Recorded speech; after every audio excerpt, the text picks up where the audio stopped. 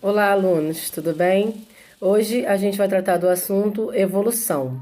Em relação à evolução, nós temos duas linhas, não é? Duas teorias que são muito contraditórias.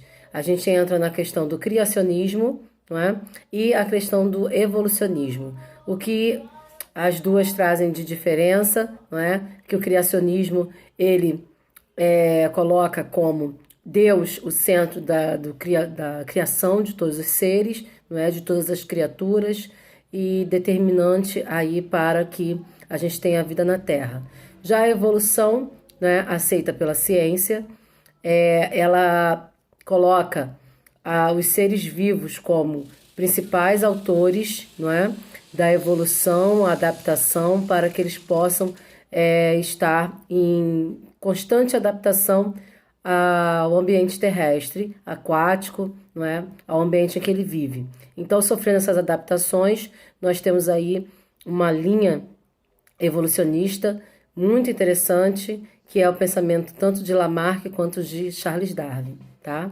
Esses dois evolucionistas são muito importantes, mas Charles Darwin tem realmente a sua diferença e principalmente a autoria de um livro muito famoso, tá? Chamado Evolução, Seleção Natural, que também é a sua tese, a sua linha de pensamento, é a teoria que ele defende, tá bom?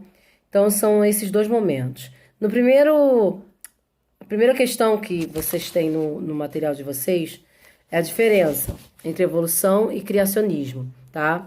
A gente não pode entrar nesse conceito muito a fundo, porque isso está muito relacionado às nossas raízes culturais, tá? Então, a gente, professor, vocês, alunos, a gente não entra tanto em discussão por conta do criacionismo, porque realmente está relacionado à nossa religião, tá bom? Então, o evolucionismo afirma que as espécies, com o passar do tempo, sofrem diferenças e modificações graduais que permitem a formação de novas raças e até mesmo novas espécies através da evolução. Já o pensamento do criacionismo não aceita essa ideia de que a evolução existe e que os seres podem dar origem a outros, somente o Criador, tá bom? Vamos aos principais evolucionistas, tá? Jean-Baptiste Lamarck, 1744 a 1829, tá? E depois Charles Darwin. Lamarck, ele trazia para a gente uma ideia muito interessante, que são as suas duas teorias, tá? Duas propostas, teorias que ele entrega à sociedade. Primeiro, princípio do uso e desuso e depois transmissão de caracteres adquiridos. Fazendo uma síntese de uso e desuso, esse princípio remete à ideia de que se uma espécie utiliza um órgão com frequência, esse órgão ele se desenvolve. Se ela para a utilização de um determinado órgão ou parte do seu corpo, ela vai atrofiar. Um exemplo de Lamarck são os peixes cegos, não é? Que se encontram aí nas zonas abissais ou em cavernas. Eles não utilizam a visão e eles têm aí essa visão, esse órgão da visão atrofiado. Essa é a lei do uso e desuso. Transmissão dos caracteres adquiridos. Na relação de transmissão de caracteres adquiridos, nós temos a explicação de Lamarck em relação às girafas. Girafas de pescoço curto e girafas de pescoço longo. Aquelas de pescoço curto, elas foram de acordo de gerações em gerações, fazendo a atividade de alongar o seu pescoço para poder se alimentar dos arbustos mais altos, das árvores mais altas. E assim elas foram passando para as futuras gerações essa característica de alongamento do pescoço, tá? E a condição do alongamento das vértebras do pescoço, tá bom? Muito criticado Lamarck, nós temos até aqui essa questão, porque nenhuma dessas teorias foi realmente, pôde ser realmente comprovada. Então ele jogou aí possíveis situações, ideias, estudos que ele fez, e algumas pessoas aceitam e outras não. O mundo da ciência critica em muitas vertentes, tá? As características surgem de forma independente, ação do meio, a lei do uso e desuso é comprovada somente para certas características, as transformações são individuais e ocorrem em células somáticas e não germinativas, levando aos seus descendentes, tá? Então são muitas as questões. Já as ideias do darwinismo, tá? Que são as ideias propostas por Charles Darwin. Charles Darwin publicou uma obra, depois de muito tempo de estudo, A Origem das Espécies, que continha a teoria evolucionista sobre a seleção natural. Tá? Nessa teoria de seleção natural, ele observava como acontecia a evolução entre os seres. Só para lembrar vocês, Charles Darwin ele fez uma expedição em muitos litorais de muitos continentes. Tá? Nessa expedição, ele catalogou, ele arquivou muitos exemplos de espécies exóticas que nunca tinham sido antes catalogadas. Ele tem uma importância muito grande para a ciência, tá bom? Em relação aos estudos, tem os estudos dos tentilhões, que são aqueles pássaros que possuíam, né, a formação do bico diferente, a relação do bico com o seu alimento. Então, esse estudo sobre Darwin, vocês tiveram no 7º ano e agora a gente tenta relembrar vocês essas ideias, tá bom? Aqui embaixo, embaixo da figura dos pássaros, para Darwin, os mecanismos de evolução eram semelhantes às seleções artificiais impostas pelo homem à natureza. As ideias na elaboração da sua teoria também influenciaram Darwin na elaboração... Deixa eu voltar, porque eu peguei um pedaço. Charles Darwin influenciou um grande nome da nossa modernidade em relação ao evolucionismo, tá? Nós temos agora Thomas Malthus. Thomas Malthus, ele traz ideias novas em relação à evolução, mas que tem como pressuposto, como base, as ideias aí de Charles Darwin. É isso realmente que está escrito, tá bom? Darwin, então, deduziu que existia uma luta pela sobrevivência entre os seres.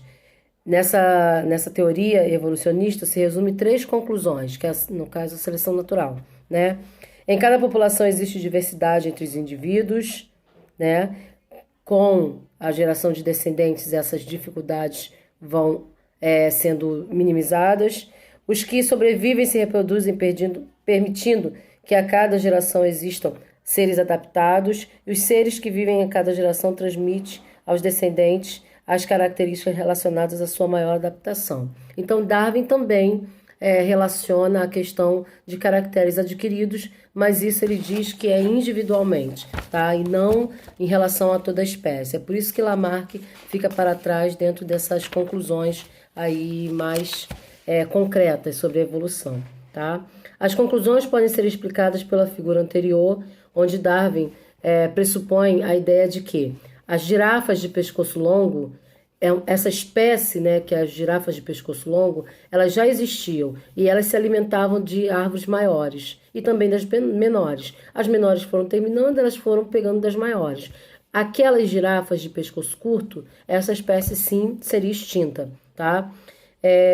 As críticas em relação a Darwin: não sabia explicar o motivo da existência da diversidade dos seres vivos, principalmente os da mesma espécie, logo houve grande rejeição em sua teoria também, tá? Então, levando em conclusão que ciência se dá pela condição de hipóteses, ideias e teorias, nós temos 2 vertentes para a evolução, tá?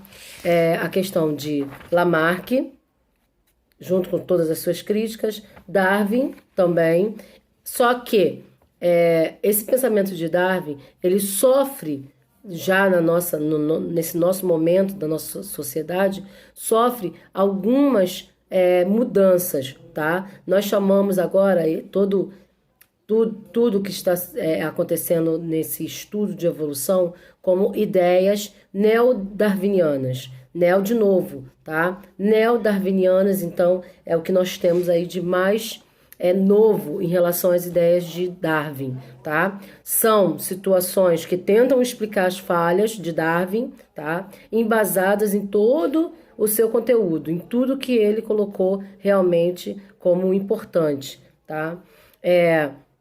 Existem muitos exemplos para a evolução, tanto de Lamarck quanto de Darwin. O que você precisa diferenciar são os momentos onde a ideia lamarquista, não é? As ideias lamarquistas predominam e as ideias darwinianas, tá? Então você precisa ter um senso crítico em relação a esses dois evolucionistas, tá bom? E saber também do que está por vir aí em relação à evolução. Darwin não divulgou rapidamente sua obra, não. Ele demorou muito tempo, tá? Até levar ao meio científico o que ele estava pesquisando, tá? Então, em 1858, o inglês Alfred Russel Wallace enviou para Darwin um trabalho com o título A Tendência das Variedades de se afastarem indefinidamente do tipo original. Olha bem, o título da obra é bem grande, não é? Que tinha as mesmas conclusões da teoria elaborada por Darwin, mas com as ideias de Wallace, tá? Embasadas em Darwin.